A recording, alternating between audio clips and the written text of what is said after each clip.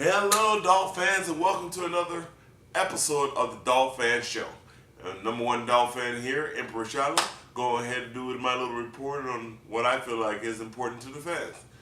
And one of the things that's important to the fans as far as for the Miami Dolphins is our number one star, Jarvis Landry. Don't get it twisted. That doesn't mean that the other people are not a star because it is a football team. However, I'm going to talk about Jarvis Landry because there are reasons of why I feel he's loved with the fans. And this is my first point. Energy. Dolphins have been playing with a lull. Dolphins have been playing with a, we're the Dolphins. And, for the past couple of years, we have not made it to the playoffs. The last time we made it to the playoff, if I'm not mistaken, I think was 2008, and we got beat by the Ravens in the first round. That was the last time, 8 years ago. It's now 2016. That's going to change because now we have somebody who can catch the ball. Now we got somebody who can throw the ball. From what I saw from Jay Ajayi last year, I think that he's going to be able to fill in the role for running back. However, I am in love with Amar Miller because he's from the U. So shout out to the U. And I think that he was a good fit, but the Dolphins is a power running team. So hopefully that whole Arian Foster situation might get worked out. However, because of No Sean Marino, I definitely have my skepticism with picking up Arian Foster, but I will still pick him up because I think that he's a very good running back. Definitely helped me out my fantasy until he got hurt. So we'll see what the situation is. But I think the fans love Jarvis Juice, as they nickname him, which I really want to find out where that came from. But Jarvis Landry, I think he brings such a energy and motivation to the team that it's infectious. And that's what the Dolphins need. Like Tom Brady for the Patriots, he's infectious with that competitive level. Like he wants to win the game.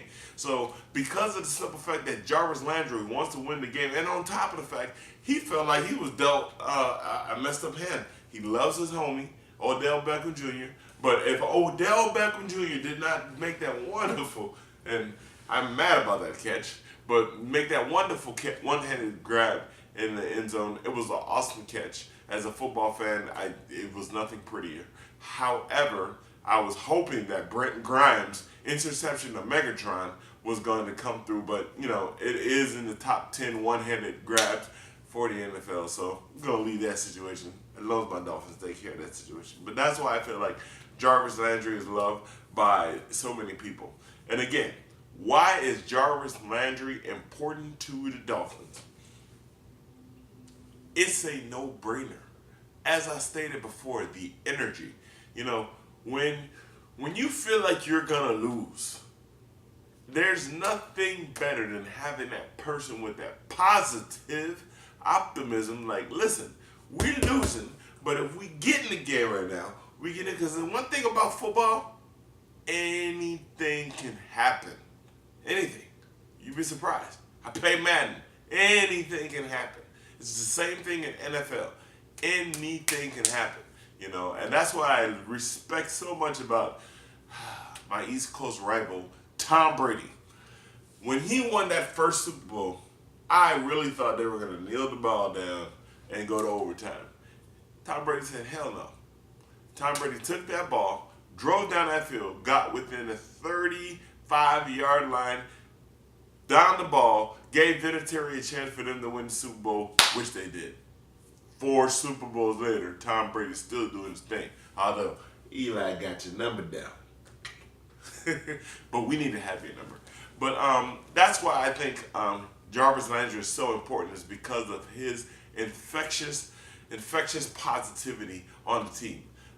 If the Dolphins ever let him go, I think you are the stupidest team. But I don't think that'll happen because I do like Stephen Ross as an owner, and that's another episode that we'll talk about. But my last thing is, what are my expectations for Jarvis Landry this year? I think he's going to make it to the Pro Bowl. I think he's going to allow Devontae Parker to also make it to the Pro Bowl because he's going to require so much attention that a lot of people are not going to pay attention to Devontae Parker. And mind you, Parker is taller than Landry, if I'm not mistaken, from what I see when I go to the games. So that's going to allow Parker to do what he needs to do. So hopefully will step his game up, and it also will open up the field for Jordan Cameron, which I think is a major threat.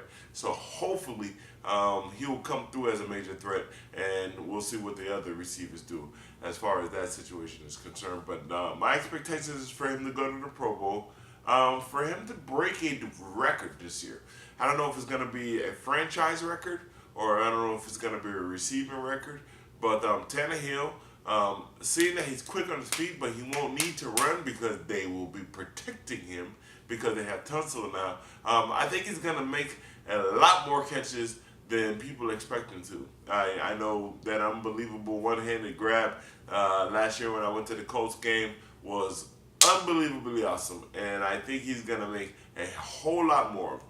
So that's my expectations, is for him to break a franchise record or an NFL record for catches within the season.